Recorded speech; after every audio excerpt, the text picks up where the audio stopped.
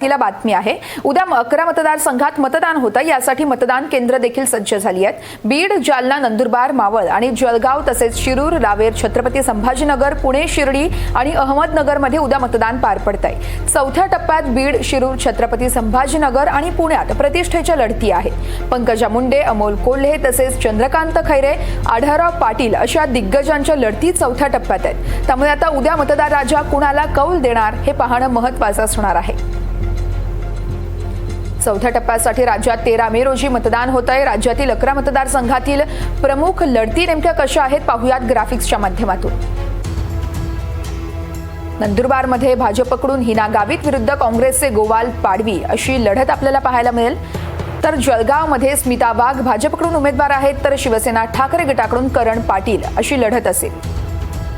रावेरमध्ये भाजपकडून रक्षा खडसे विरुद्ध राष्ट्रवादी शरद पवार यांच्या पक्षाकडून श्रीराम पाटील अशी लढत असणार आहे। तर जालन्यामध्ये रावसाहेब दानवे विरुद्ध काँग्रेसचे कल्याण काळे अशी लढत असणार आहे। मावळमध्ये शिंदे शिवसेना शिंदे गटाकडून श्रीरंग बारणे तसेच त्यांच्या विरोधात असतील ठाकरे गटाचे संजोग वाघेरे।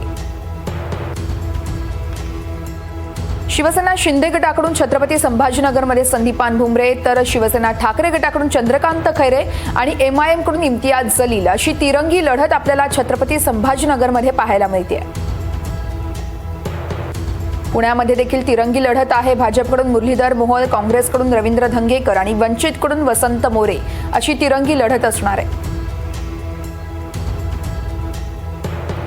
तर अहमदनगरमध्ये भाजपकडून सुजय विखे पाटील आणि राष्ट्रवादी शरद पवार गटाकडून निलेश लंके अशी लढत असणार आहे। शिर्डीमध्ये शिवसेना शिंदे गटाकडून सदाशिव लोखंडे विरुद्ध ठाकरे गटाकडून भाऊसाहेब वागचौरे अशी लढत आपल्याला पाहायला मिळेल।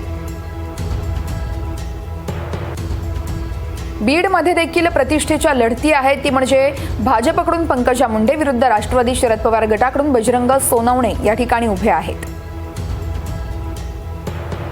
शिरूरमधून राष्ट्रवादी अजित पवार गटाकडून शिवाजीराव आढळराव पाटील विरुद्ध राष्ट्रवादी शरद पवार यांच्याकडून अमोल कोल्हे हे उमेदवार आहेत। या संदर्भात सागर कुलकर्णी यांच्याकडे आपण जाऊयात, त्यांच्याकडून अधिकची माहिती जाणून घेऊयात। सागर, आपण पाहतोय चौथ्या टप्प्यात अनेक खरं तर दिग्गजांच्या प्रतिष्ठा पणाला लागणार आहेत, कशा पद्धतीने सध्या वातावरण पाहायला मिळतंय? वर्षा, 11 लोकसभा मतदारसंघासाठी उद्या मतदान होतंय। सकाळी 7 ते सायंकाळी 6 असं हे मतदान असणार आहे। अनेक दिग्गज नेत्यांची प्रतिष्ठा आता इथे लागलेली आहे। विशेषतः तिरंगी निवडणूक यातून येते। प्रामुख्याने जर पाहिलं तर पुणे शहरामध्ये सुद्धा एक चुरस असणार आहे, ज्याच्यामध्ये पुण्याचे बालेकिल्ले कधी काळी काँग्रेस तर कालांतराने भाजप असे दिसून आलेलं आहे। आता पुणे लोकसभा मतदारसंघावर सगळेच तरुण उमेदवार पहिल्यांदा प्रथम लोकसभा निवडणूक लढवत आहेत। त्यामुळे यांच्यापैकी कोण विजयी होत आहे, मतदार राजा कुणाच्या बाजूने कौल देतोय याकडे लक्ष आहे। दुसरीकडे राहतो तो मुद्दा छत्रपती संभाजी महाराज नगर जे आहे तिथे सुद्धा एक कॅबिनेट मंत्री जे एकनाथ शिंदेंच्या वतीने शिवसेनेच्या वतीने संदीपान भुमरे हे निवडणूक लढवत आहेत। त्यांच्या विरोधात कायम गेले 3 टर्ममध्ये विजयी राहिलेले चंद्रकांत खैरे तसंच विद्यमान खासदार इम्तियाज जलील यांच्यात निवडणूक होतीये।